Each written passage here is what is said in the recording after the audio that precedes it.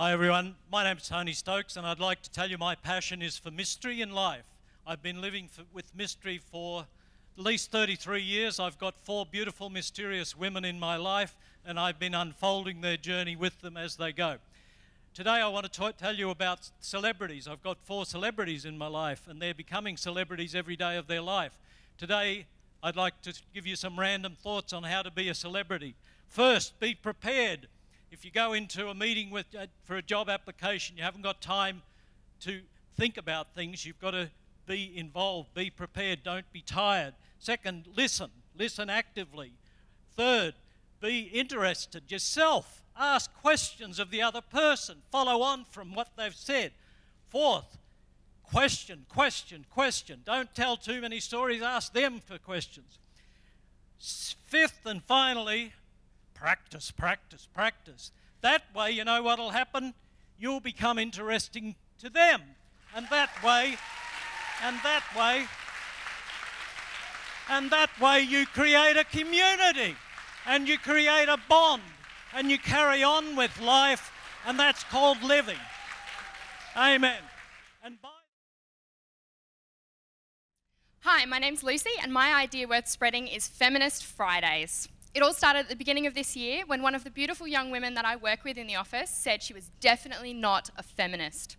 The reason being is that she said, being a feminist has so many negative connotations. You know, that's just not who I am.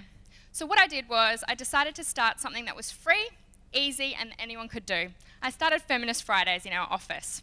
What we do every week is we discuss something of importance that's come up in the media that week, whether it be positive, like things like Goldie Blocks, the engineering toys for young girls, or whether it's negative, like Tony Abbott's gaffes, although we may need more than once a week for that. Or whether it's media representation of women and equality in the media. But basically, the result is that every woman in our office now calls themselves a feminist.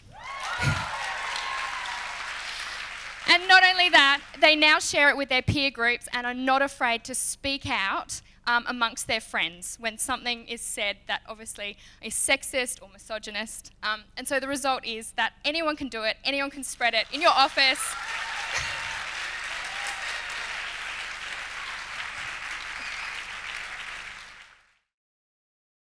Okay, my name's Tamara. And my blog tagline says that I am an author, an educator, and a creator of random awesomeness. I just want to tell you a couple of other things about myself. I'm a domestic violence survivor. I'm a mother of 2 awesome girls. I work in a library. I'm an army veteran. I have an anxiety disorder, and I'm a cyclist. What I want you to think about is the boxes your brain tried to put me into when I told you those things about myself. And I'm not judging you about that, my brain does it too. It's how our brains work. Psychologists call that schemas. It's how we categorise information to help us deal with the modern world. What I'm asking you to do is to consciously evolve beyond the boxes. If we positively disrupt what our brains do automatically, we can change the world. We can change our attitudes, our daily behaviour, our purchasing behaviour, our voting behaviour, and everything about the world. So that's what I want you to do, is to evolve beyond the boxes. Talk about it with your family, talk about it with your friends, and you will actually make a difference by actually not trying to do anything really very hard, just that tiny little bit of evolution, and get outside the box.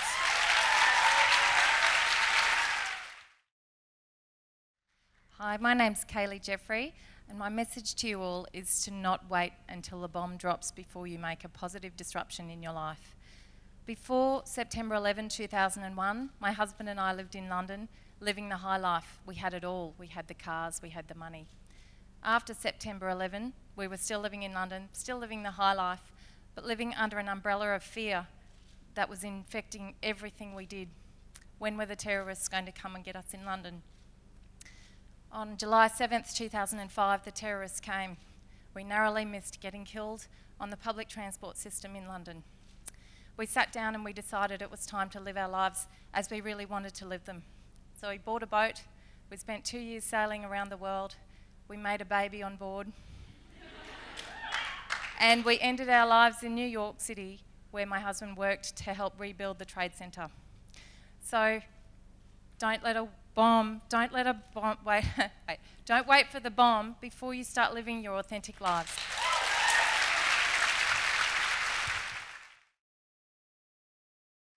My name is Noelle Greenwood, and my idea worth spreading is let's rehumanise the conversation. Illegals, criminals, boat people, detainees. In Australia's political landscape, this is the common lexicon. Language is extremely powerful. For anyone who's heard the old joke about the panda who walks into a bar, he eats, shoots and leaves, you know well that even a misplaced comma can be the difference between life and death. This year we've seen a new wave of dehumanising rhetoric flooding into our homes through the media. We can't escape it, and just as it's designed to, it eats away at us. Until before we know it, those who previously sat on the fence are now utterly convinced that refugees coming here are doing something wrong. But I have an idea. What if we change the language? What if, instead of allowing the dehumanising of refugees to continue, we rehumanise the conversation? What if we tell the real story of real men and women who really fled for their lives? Even in the last month, we can see what's possible with Latifa and her baby. So this is my idea. Let's rehumanise the conversation. After all, no human being is illegal. Hi guys, I'm Jess. My idea worth spreading is about connecting sick people with good food.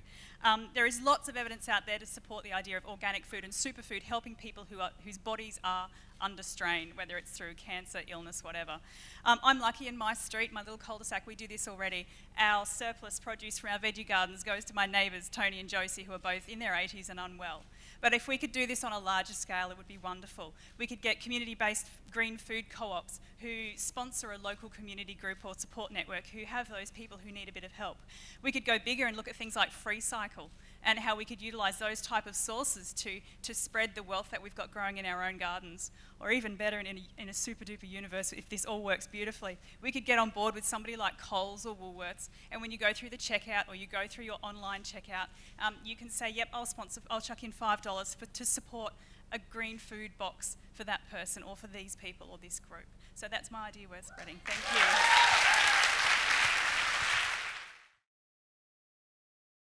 My name is Leanne, and I want to disrupt the idea that we have about strong women in our society.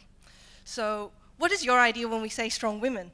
Is it kick-ass women like Lara Croft from Tomb Raider or Black Widow from the Avengers? Is it the women who are cracking the glass ceiling in the corporate world or making a huge social difference? I want to tell you about the strongest woman I know, who is my aunt. She is a housewife. She is not formally educated. And when she was, but she's scared of everything. She's scared of cats. So forget about supervillains. But the thing is, when she was 14, she chose to leave school to support a family. She chose to leave school and take on a job that was seen as demeaning at the time so that she could support her sisters, my mum included, and also ensure that they got the education she didn't. So I just want to say that we shouldn't just be looking at the visible women in society as our idea of strong women. We should also be looking at the invisible ones.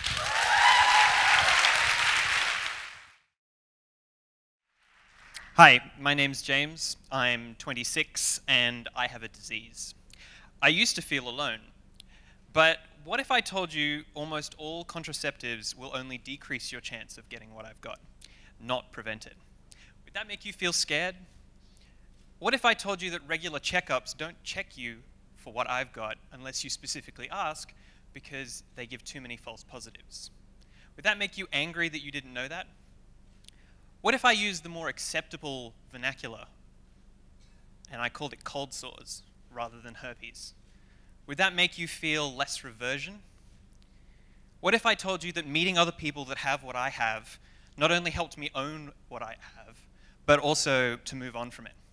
What if I told you that 1 in 8 people in Australia have what I have? That's 40 people in this room. What if I told you that 18 of those 40 don't even know that they have it? I have a disease. I'm here to listen. You don't have to feel alone.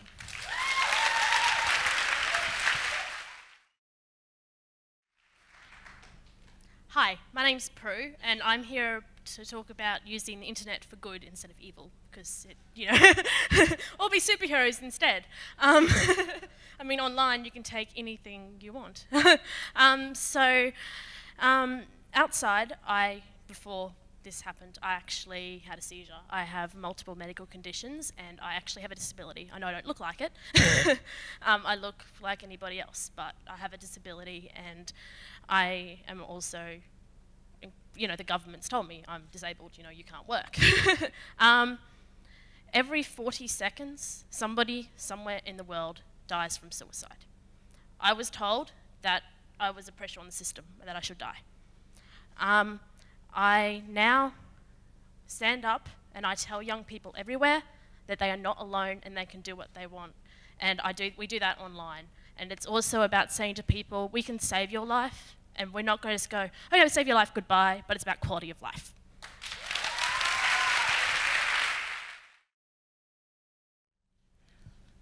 My name is Joy, and I'm here to challenge the stereotype of old age. I want to tell you not to fear old age. Be positive. Challenge. We are productive. Some of us actually can think. We can contribute. We rage against the dying of the light. We challenge. We're involved with the community. Don't fear old age. Enjoy it. It's liberating. Go for it.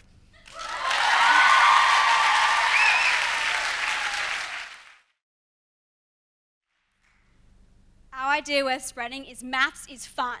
So I want you all to remember back in year 9 or 10 at high school and you're sitting there in your maths class and you're looking at your maths textbook. We all thought something like this.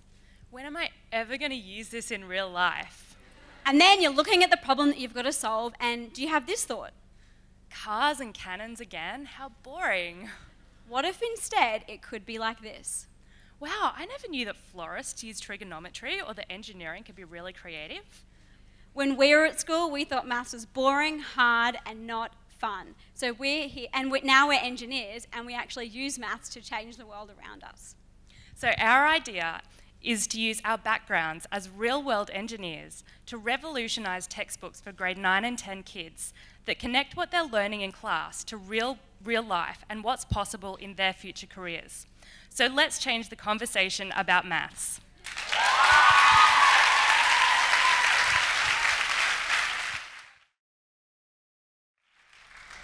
My name is Renee and I love food. I am a nutrition nerd through and through, and my idea with spreading is going into schools and educating kids not only about the health benefits of food, but how it nourishes the body, the mind, and the soul.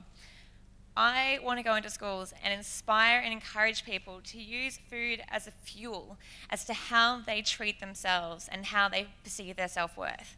Because not only do we eat food for nourishment, but it also is a huge reflection on what we perceive we are worth. If you are eating junk, that is what you perceive you deserve and your body needs.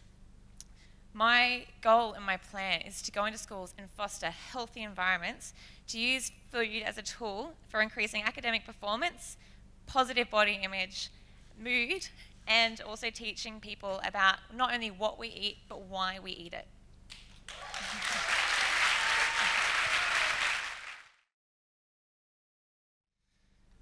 I'm Liam, and I'd like us to welcome back Heartfelt Men. I was given this badge feminist by a powerful woman in my life who's not here, but I feel supported by. Without her support, I couldn't stand here and be with you like this. As I stand here as an Australian man talking to 300 feminists, I feel vulnerable, I feel heartfelt, and I feel unsafe, and that's the problem. Australian men are disconnected from their hearts, and Australian culture does not feel safe for heartfelt men. Australian men and women attack and emasculate heartfelt men. Fag, sissy, pussy, weak. As we disconnect from our hearts and from the feminine, we posture, we control, we dominate, we suppress, we attack, because we're afraid. I was shocked to learn 1 in 3 women are victims of sexual violence, and it is only through feeling the guilt and the shame and the embarrassment of that we're able to move through this and heal this situation. The world needs heartfelt kings and powerful queens. Help us get back there.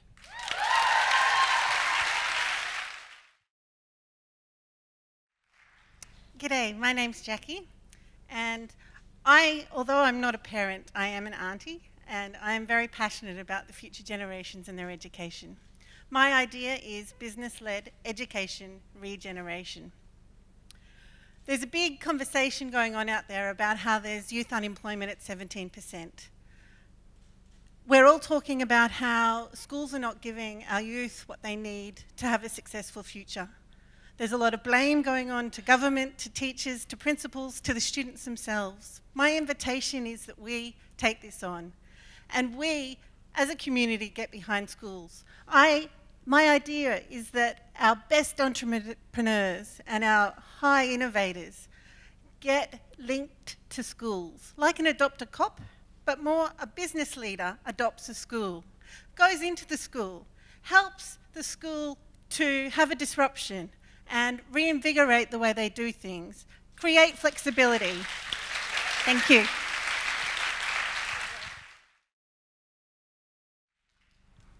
Hello, my name's Kaityln and I'm really, really tired. My idea worth spreading is 3 words that have saved my life. It's my process. I suffer from a neurological disorder called myalgic encephalomyelitis, and it's taken me the 11 years that I've been suffering from that to learn how to say it. It's also known as chronic fatigue syndrome, or shortened to CFS, or as one guy at uni said, more like CBF, am I right? There's a lot of shame associated with an invisible illness, especially if, like me, you also suffer from anxiety and depression, because people can't see it, and we've come to expect health, we've come to expect life and a long life expectancy so much that when somebody isn't healthy and is not living life to their fullest, you think, well, they must just be lazy and they must not be trying hard enough. But I think we've forgotten how lucky we are to be alive and how lucky we are to just be living.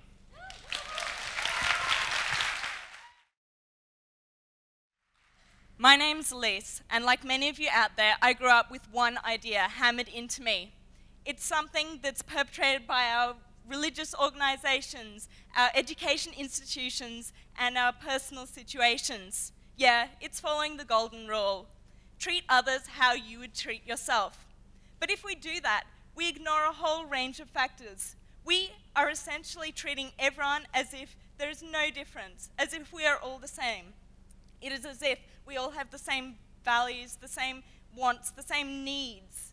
This is completely untrue. What I want to challenge you guys is to step out of your box and have a disruption of your way of thinking. Don't follow the golden rule of treating others how you would treat yourself. I want you to follow the platinum rule of treating others how they want to be treated.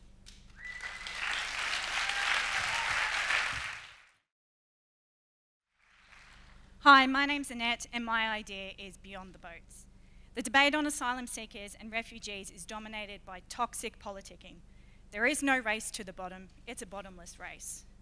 How do we change the debate to be an even playing field?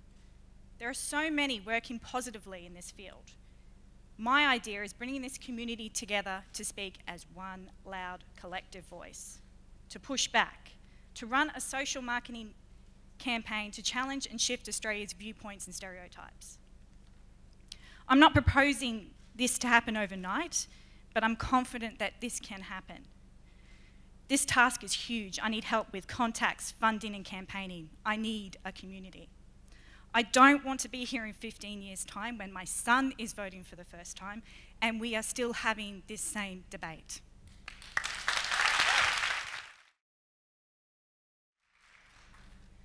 I am one of the very few women in this room who feels empowered, is valued, and gets promoted based on my potential by my exclusively male employers. My name is Kate, and I work for a creative agency in Brisbane called Orange Digital, where I am focused on empowering employees to shake up their industries through innovation and positive disruption. Within my job, I'm allocated 1 full day a week to grow personally and professionally at a dedicated innovation centre. My question to all of you is, why the heck am I not the norm in 2013? I want women to ask questions within their workplace and push the boundaries of the 9 to 5, to innovate every day and push yourself to be your best. As women, we need to cause a stir, create lasting impressions, cause positive disruptions, and spread female workplace innovations.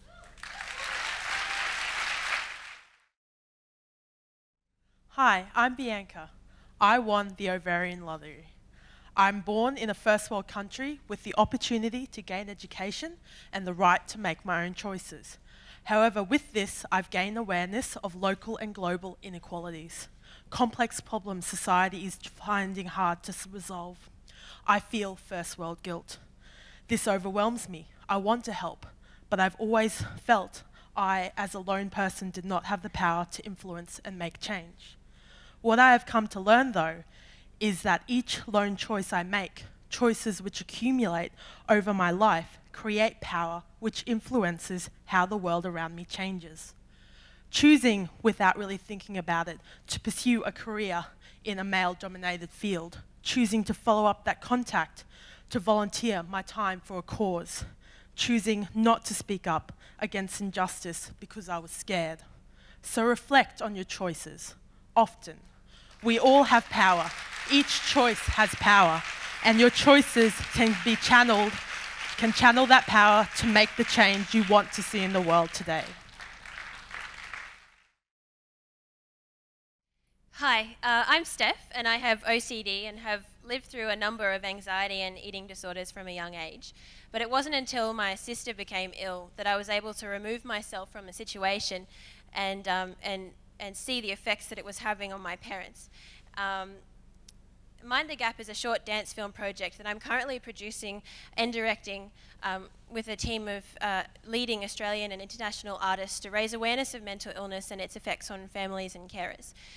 The project also includes a living library series of interviews which discuss living with mental illness in an open and accessible environment.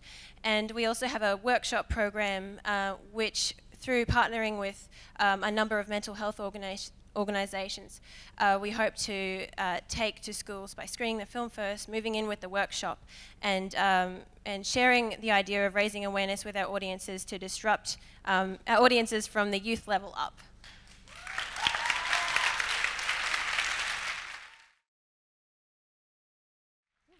Hi everyone, my name's Scarlett Hoey, and my idea worth spreading is redefining family. I didn't grow up in a normal family, and that's okay, because normal is just a setting on a washing machine. What I want to do is rethink how we define family. Instead of a strictly vertical growth, think of it as a Moreton Bay fig, spreading out. Everyone you talk to, everyone you get a coffee with or pass by is a root dropping down to the ground and supporting you in your growth. When we think about that, the history and the roots grow into making us a strong, supportive individual, and understanding our roots and history helps us grow into who we are always meant to be.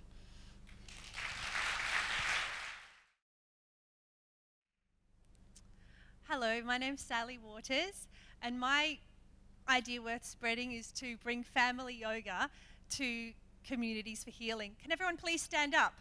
Reach out to your partner, to your person beside you, and give them a lovely shoulder rub. 2 hands. We've been sitting a lot today. Now, doesn't that feel good? All right, so I have always been a person who uses their body to express themselves. Don't sit down, keep going, we need this. Keep massaging, keep massaging.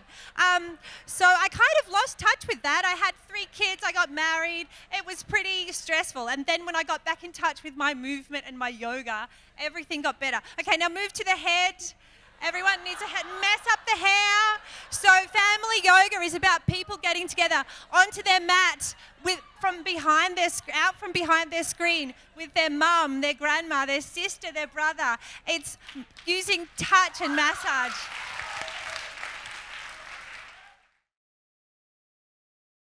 My name's Prisca, and my idea worth spreading is being freed from work gives you freedom to work. Mary Keck's workplace retired her at 55. She applied for 68 jobs and never got an interview. So she lived on her $90,000 super. Mary Keck is now 85, divorced, destitute and depressed. Was Mary's crime that she lived too long? Despite the government's push to increase retirement age, record numbers of over 50s are being retired. By taking matters into their own hands and coming up with a unique solution, Hi, my name's Math, and I'm with the Institute of Women International. Mine was an idea 3 years ago. I came up with an idea, but I didn't want to bring it to the world and add to more people's problems and give them more to worry about until I'd come up with a solution. So I'm a research freak. Anyway, I learned firsthand to have, for positive disruption, domestic violence, child sexual abuse, suppression, and even health we need to break generational cycles to actually cause that. And so I created a closed-eye process called Creatrix that's designed for the female mind, because I worked out that predominantly they are female issues, and under the current processes that are available, there's not a lot of success happening. So after living in hiding for 400 days as a single mother, 33 years old before I turned my life around, but I had 17 years on the other side before I really realised it really is a cycle, and you don't go back when you break it.